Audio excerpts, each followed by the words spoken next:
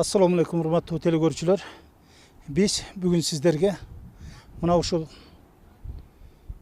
Altınmazar yolundağı Aşo'nun tubelinde жайгашкан ушул Табашмак таш деген мондай ел атап алган таштын жанынан салам айтып жатабыз.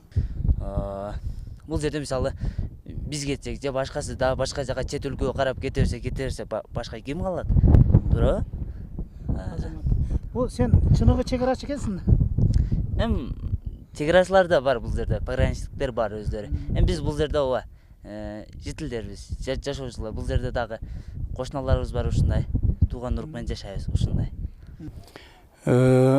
Бул жанагы монголдордун өзгөчө жашыруун сыр баяны Сокровенное сказание монголов. Ал Чыңгыз хандын көзү тирүүсүндө жазыла баштаган.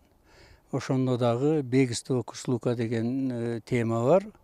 Бирок ал аягын так айтылбай, он убит в местности Сарих-Кун дейт. Муну кээ бир тарыхчылар сары кол менен чаташтырып жүрөт. Сарих-Кун деген сөз кээ биринде Сарих-Кук деп жүрөт. Сарих деген көп дегенди түшүндүргөн экен.